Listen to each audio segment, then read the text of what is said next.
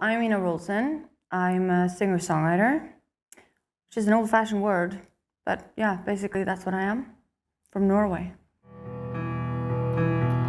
I can't forgive or forget you. I can't forgive or forget you.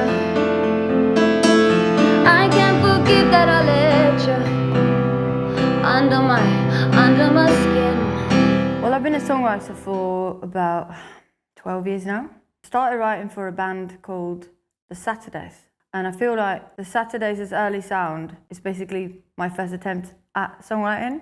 After The Saturdays, I did a song called Impossible, which was done first by Chantel in America and then James Arthur, who won the X Factor here. I had my first sort of house record out, which I love, with Calvin Harris and the Disciples. That song's called How Deep Should Love. And I wrote it and I also sang on that record. And I've written other songs that you might know. Symphonies, Clean Bandit, Sarah Larsson. And I've also written Rockabye, that went with Anne-Marie Shandapal and Clean Bandit. And I say written, but I do mean co-written. Like there's always a process of, there's more of us than one. You keep calling me, follow me on the internet. Apologies, I don't want your attention. With How Deep Should Love, I started the record with the Disciples. The Disciples are really cool guys, and we started just jamming around, and we wrote How Deep Should Love super quick. Like I think we had it in about 40 minutes. I think one of the guys there, Gavin, he signed, I think, to Calvin's publishing company, or Adam's publishing company. But I think initially he was meant to do some additional production or mixing, but then he really loved the song and he wanted to put it out. And a fun fact about that record is that when I told my mum, I was like super psyched because Calvin Harris is doing How Deep Should Love. And my mum's like, really? That boring one? But yeah, the boring one worked. When I write a record, when I'm writing it as a songwriter, then the deal is I give it away. So I've never sort of felt on that. You know, I remember that my mum asked me, you know, when The Saturdays came out early in my career, she was like, don't you wish that you could have sung this yourself? And I remember feeling really surprised because I'd never thought of that, because that's not me. You know, I was very good for a long time at separating who's Ina and who's Ina the songwriter.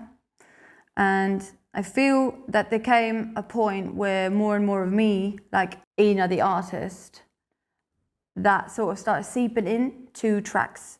And then I kind of had to make a choice, like, do I give that bit away or do I, you know, do it myself essentially? And that's when I decided to sort of take a step back. After I'd written actually both symphony and rockabye, I was like, right, it's time to make a choice.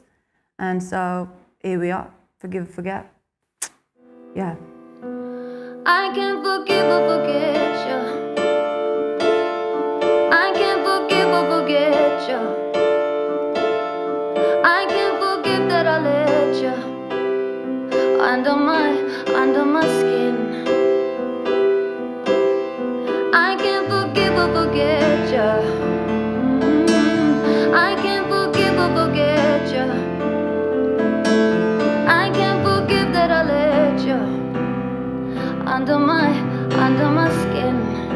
I think being a songwriter first gives you the advantage of having a craft. I mean, I've been in this game for many years, and I look at young artists, and sometimes it worries me that, you know, they're thrown into something that, I mean, is essentially just a massive ocean full of sharks, and they gotta stay afloat. And I think that if you don't have a craft, like if you haven't like made sure that you have something that you can like properly fall back on, if you don't succeed, I think it's a scary swim. And I think in that sense, it's good to have the songwriting so that you always know that you can always come back to something. I can only speak for myself, but I sometimes think that being a songwriter sometimes can hold you back a little bit because, you know, there are different ways of writing songs. So say I go into the studio and I write a song that's meant for, I don't know, Anne-Marie. Then I sort of have Anne-Marie in my head. I try and think the way I think that Anne-Marie thinks. But when I'm writing for me, then, you know, I have to be just me. And then, you know, it comes down to this thing where we always think that we're so special ourselves. So, you know, it's like, oh, but I have to be more special and I have to be. And so you forget to do this whole thing that you do as a songwriter, which is focusing on like hooks, choruses, hits. And you sort of like can tend to delve into something that kind of isn't interesting to the public eye. That's our biggest challenge as songwriters, is to try and take what we do as songwriters and put it into what we do as artists. I try to climb into your skin. I try to locate the beating of your heart, of your heart.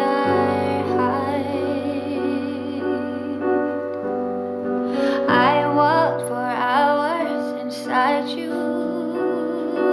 I talked in my voice and tried to find your heart. Find your heart. So 3 songs that I wish that I'd written. The first one that comes to mind is Irreplaceable, written by Neo and Stargate and Espionage for Beyoncé. Because I just think that song is perfect. Like, you know, it's really hard to write a negative song that makes people feel uplifted. I love that the most. Like, if you write a song that is about something sad, but you make it into something powerful and victorious. Someone told me that Neo had heard his sister talking about her ex, been like, you know, he must not know about me. And I just love that how you just draw inspiration from that and put it into something as powerful as what became Irreplaceable.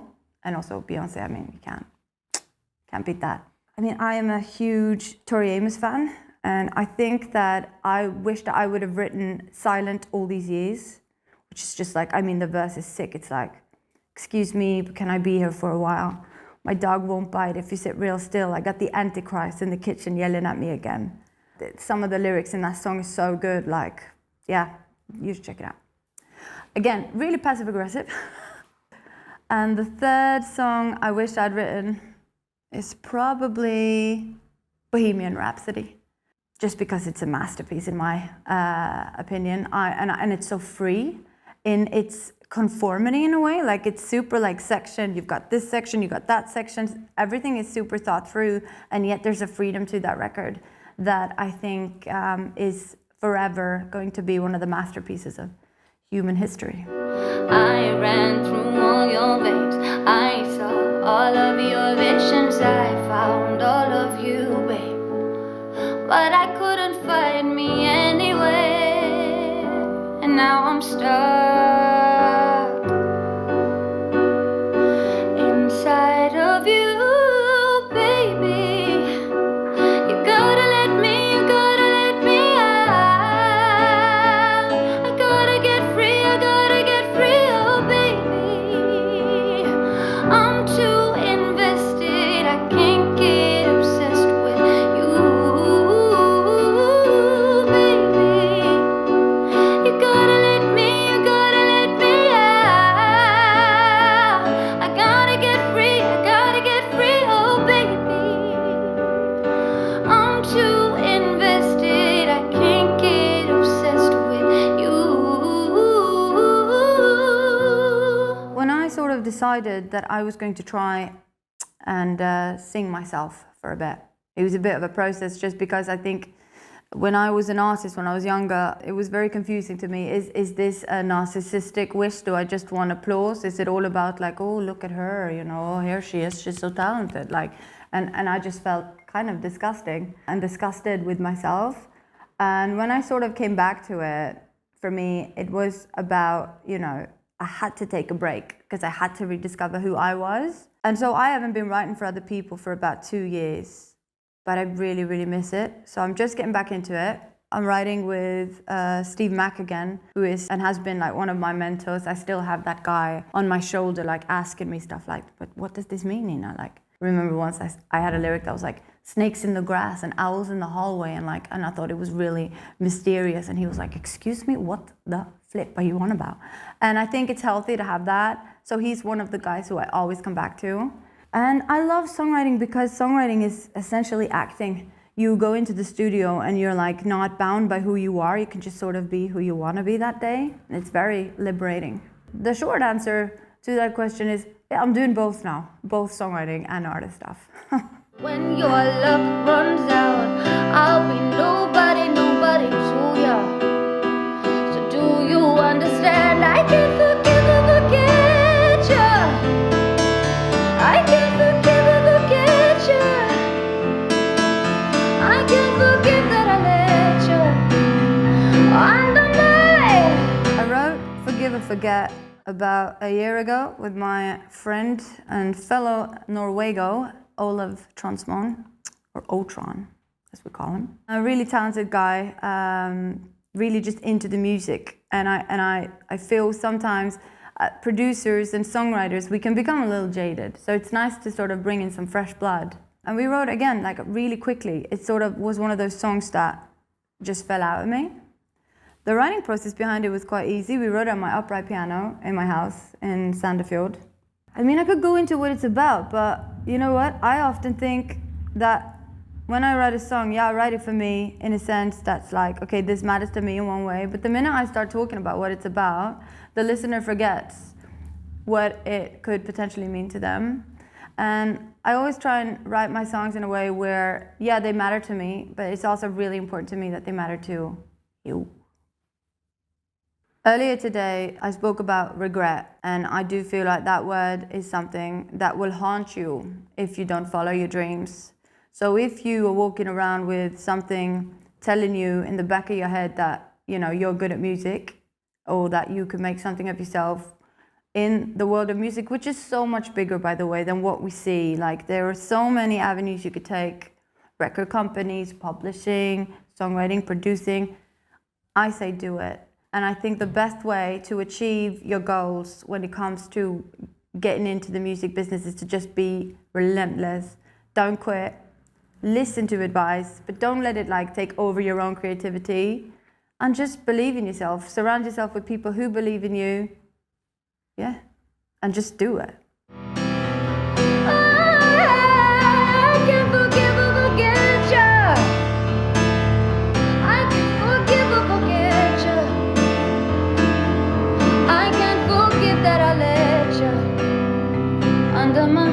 Under my skin.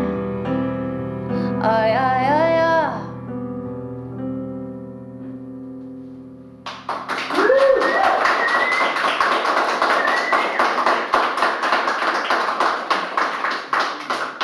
Thank you.